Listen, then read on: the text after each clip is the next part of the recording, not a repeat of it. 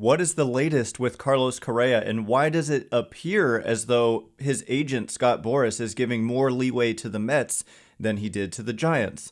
How about what are the chances of a Logan Webb extension? Who are some players the Giants could trade for now that the best free agents, except maybe Correa, are off the board? We'll get into those questions and many more next. You are Locked On Giants, your daily San Francisco Giants podcast. Part of the Locked On Podcast Network, your team every day.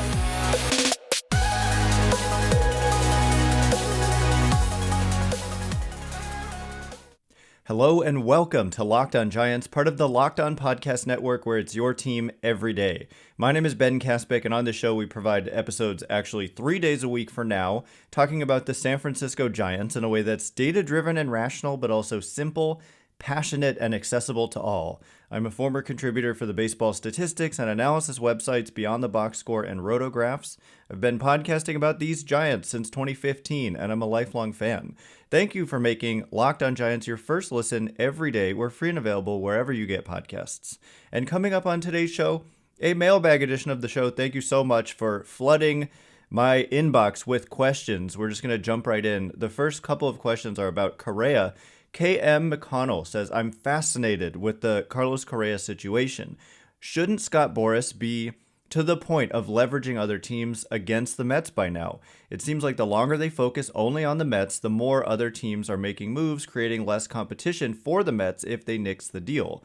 And then Curtis says, how come the Giants got less than a day before Boras spurned them for the Mets, but the Mets have gotten a week and Boras hasn't yet spurned them for another team? So I'm going to keep saying this because I mentioned this the other day, but the reporting is very dark right now. Like, not gloomy. I mean, like, we're not hearing a lot of concrete information. You're getting like New York Post reporting, which is obviously New York Central. You're talking about John Heyman, mostly is the guy who's on this, and he's like buddy with Steve Cohen and Scott Boras. And so I think that what you're hearing is not the full story. And basically, I don't believe for 1 second that Scott Boras is just like shut out other teams at this point. It doesn't make any sense.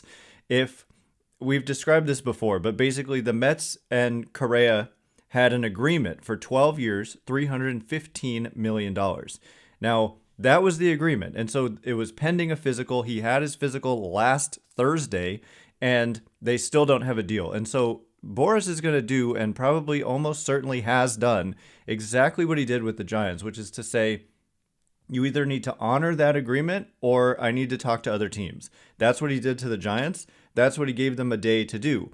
At this point, the Mets don't need 7+ days to decide whether or not to just honor the original agreement. Like, that deadline, I'm sure, has come and passed. And Boras doesn't want to leak the information out there that the Mets have said no, and that there's probably at this point entertaining different offers altogether. And so there's no reason, like, if the Mets will not honor 12 years, $315, then Correa is effectively a free agent and free to talk to other teams. And so keep in mind, I said this a while ago as well, but last week when we heard that the Giants were postponing the press conference, we didn't hear anything between then, really, and when Correa had a deal with the Mets.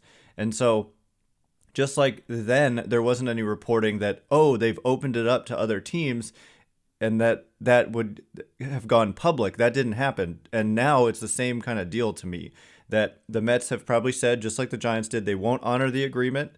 And that means he's effectively on the market again. And a team like the Giants could certainly be back in the mix. And so I just don't buy for 1 second that this is exclusively Correa talking to the New York Mets. Doesn't make any sense. If the Giants want to be involved again, they can be at this point. I'm pretty confident in that. Next question comes from Triple B, who says, what do you think the odds are of a Logan Webb extension before opening day?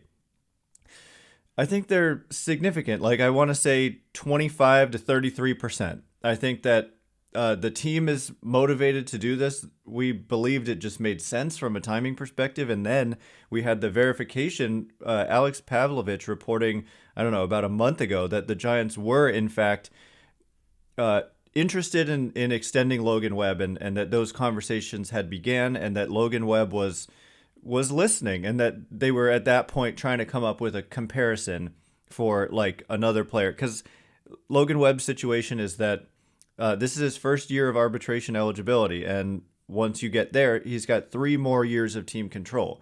So the team's motivation is that you don't want him to reach free agency after only 3 more seasons. You want to get a couple more, maybe 2, 3, 4 more years. If it's 4, you're probably talking about some club options on the back end of a deal like that. But it makes a lot of sense for the team. And some might say, why would Logan Webb want to stick around? You know, there's always that kind of pessimistic chatter. But the motivation from Webb's perspective, you can forget about just the team. I mean, first of all, he's from Rockland nearby. And so the A's are not going to pay him a huge contract in free agency. So if he wants to stay close to home, this is the place to be.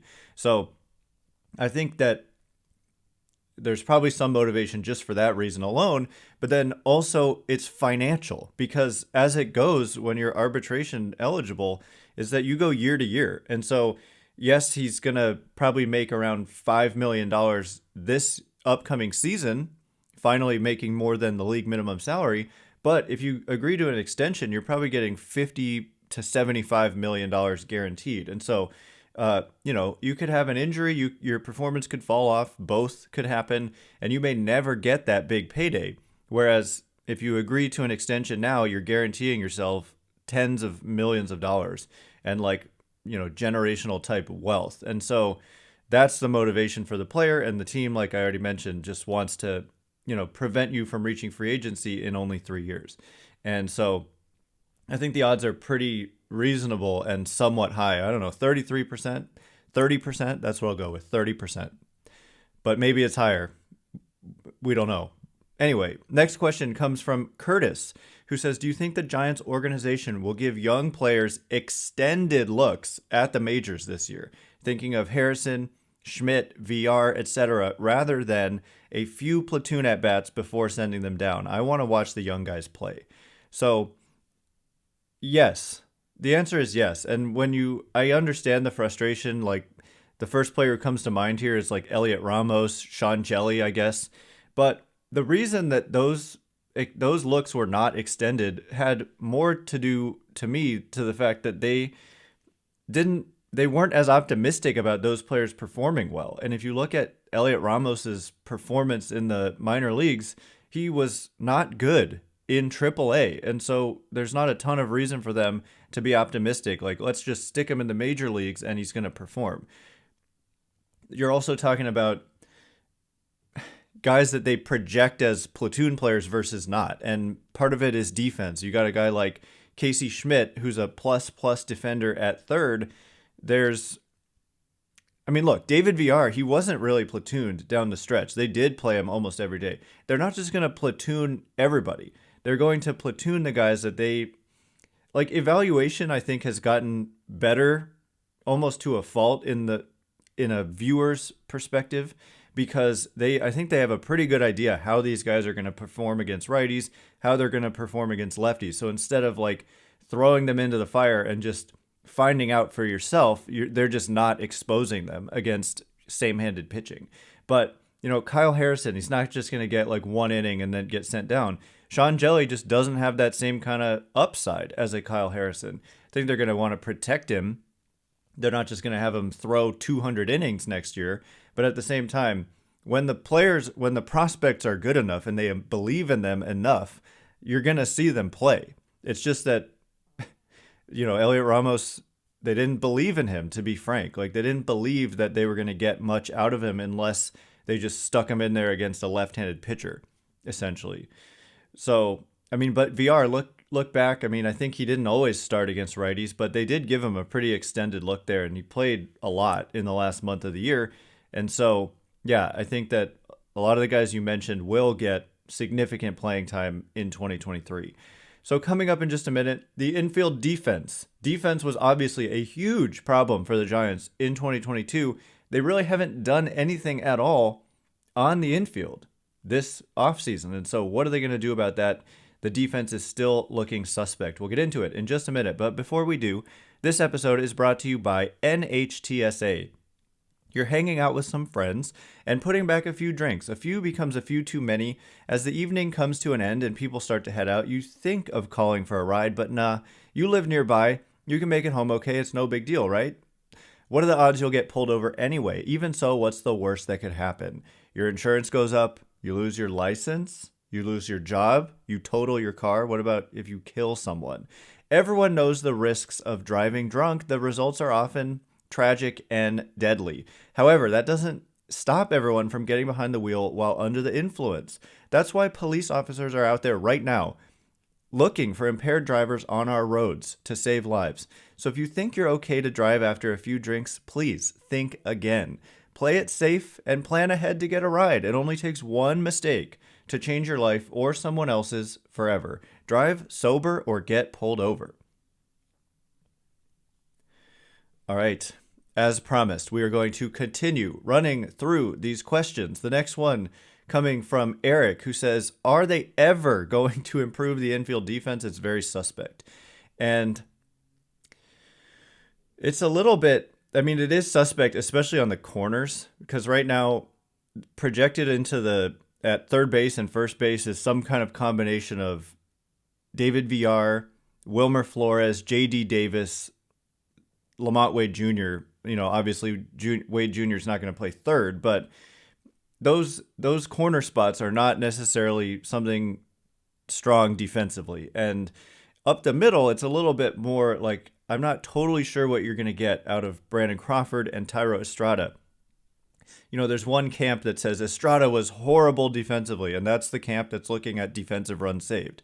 And any kind of WAR metric or something that uses defensive runs saved. That's the thing about like Fangraphs versus Baseball Reference. If you're looking at WAR, you have to understand different sources use different numbers for what they put into their WAR calculation. And so there's no just universal WAR number. It's like you have to create it. And so different websites use different formulas.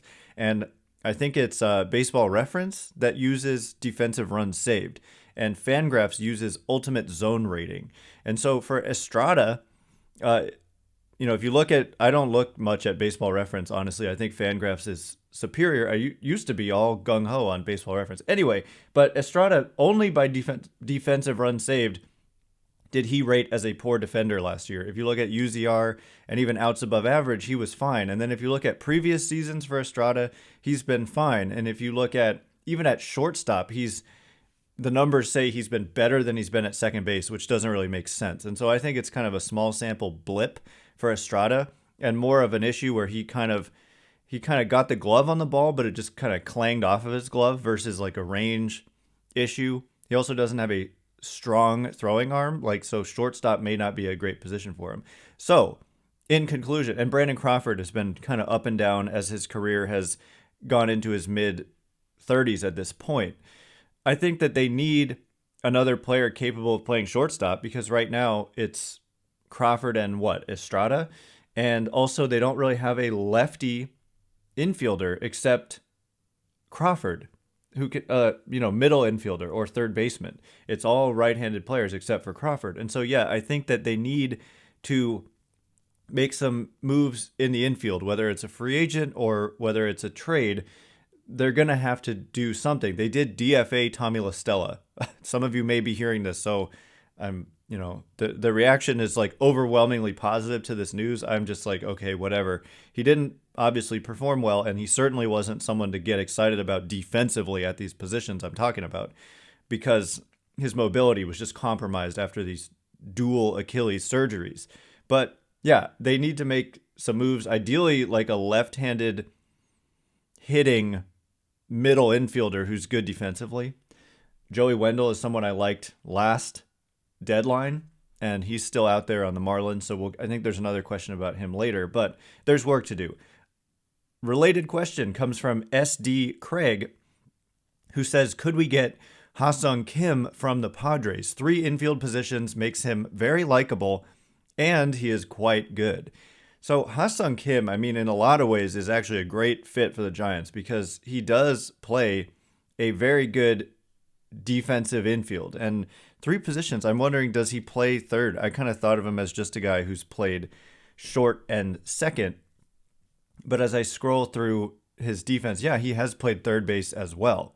And you're absolutely right. When I look at all three positions, third, second, and short, he has been a plus defender. And so the one downside is that he's right-handed as a hitter as opposed to left-handed.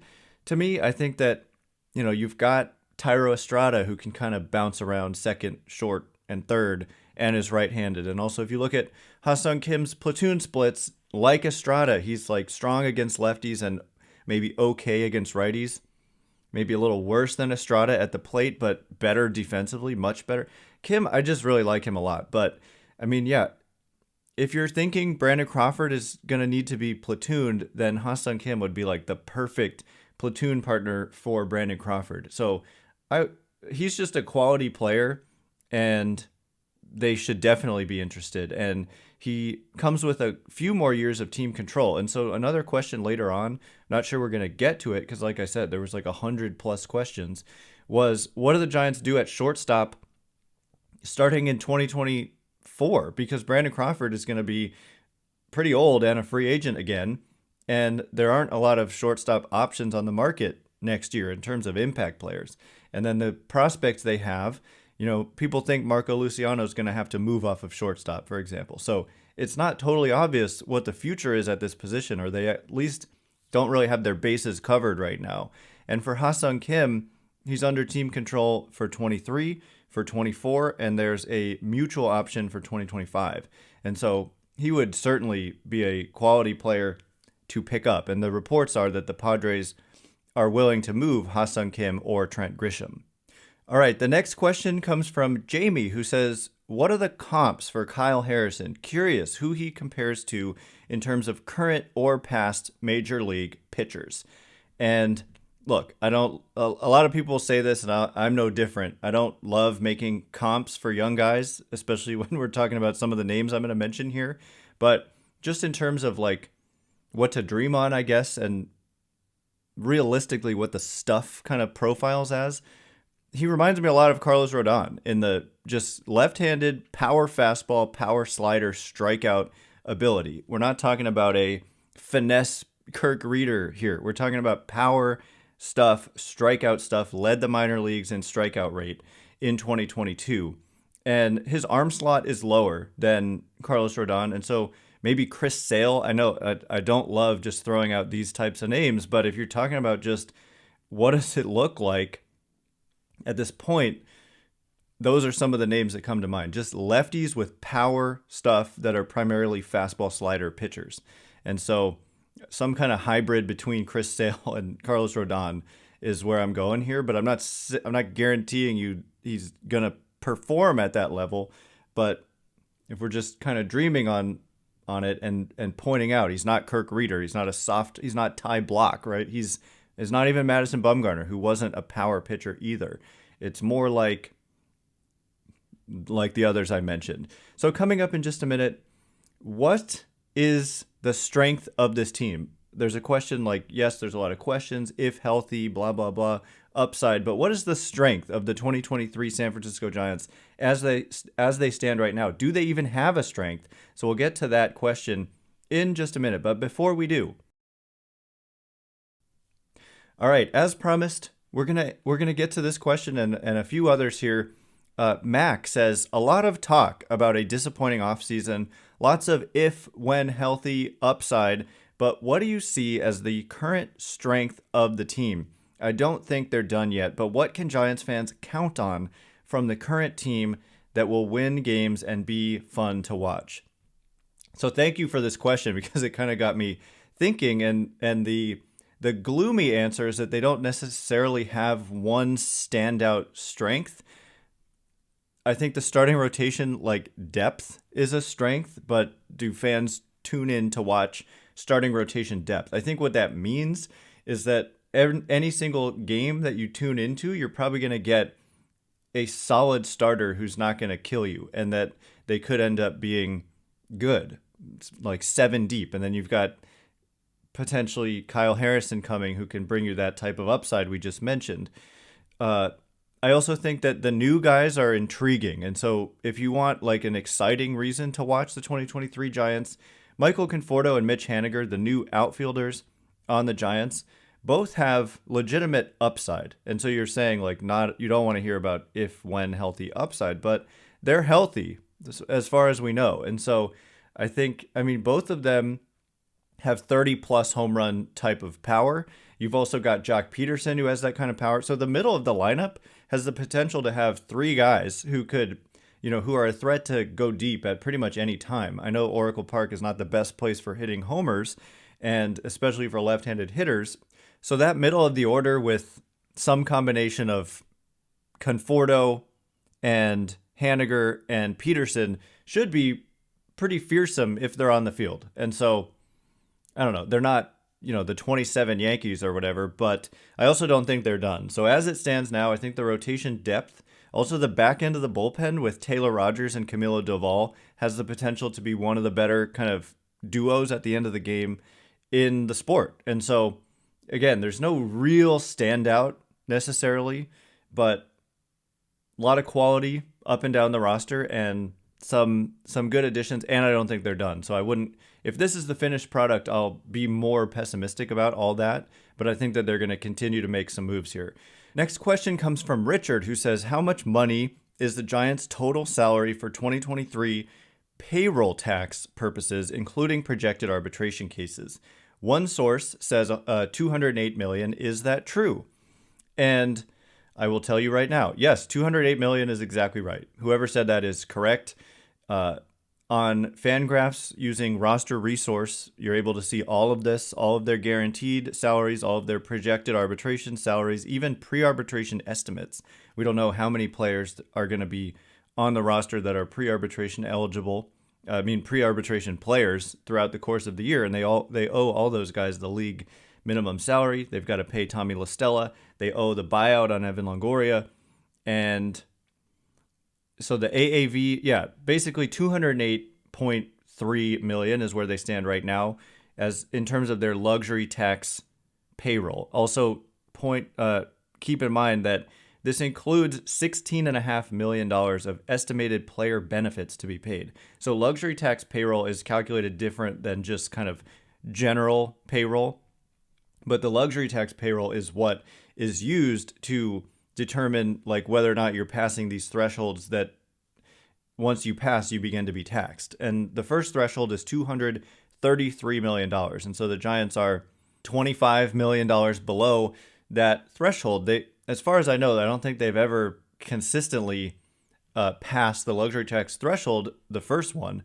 You've got the Mets who are over the fourth threshold right now. There's 4 different thresholds with increasingly stiff penalties after you pass them. So anyway, that's the correct number.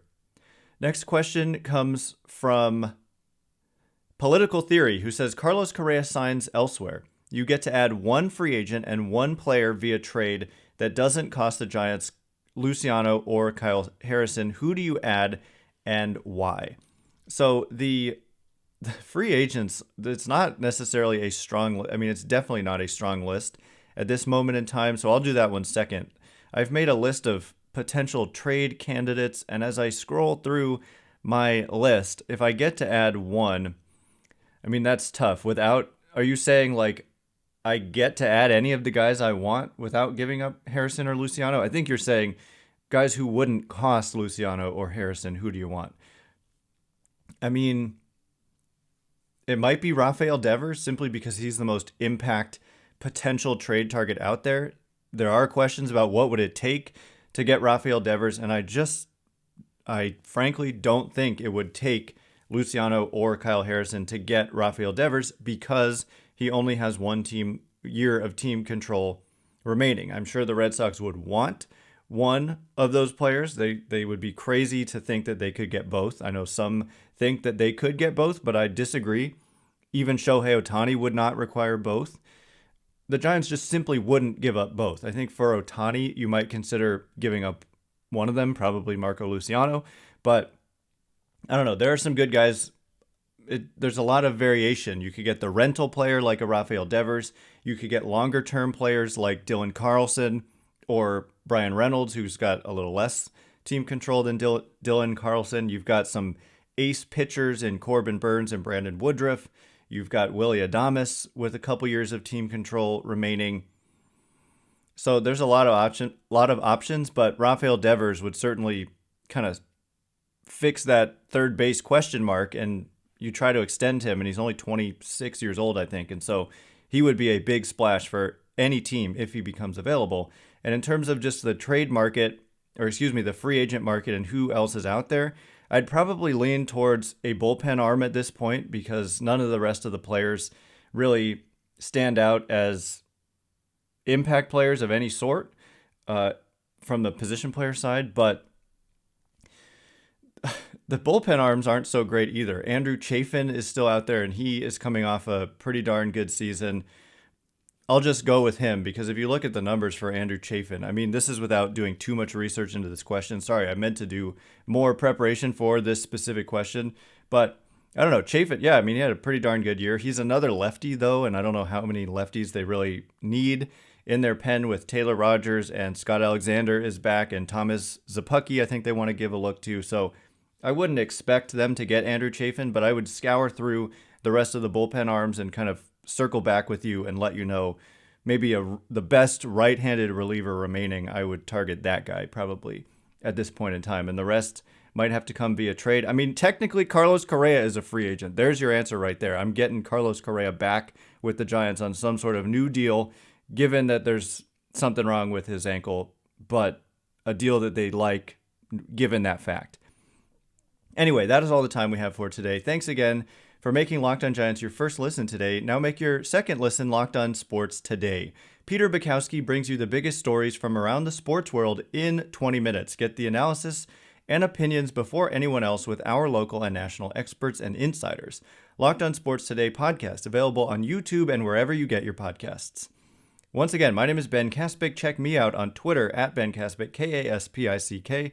If you like this show, please consider rating it or leaving a review. It helps me out a lot, so thank you in advance, and thank you to everyone who's done so already.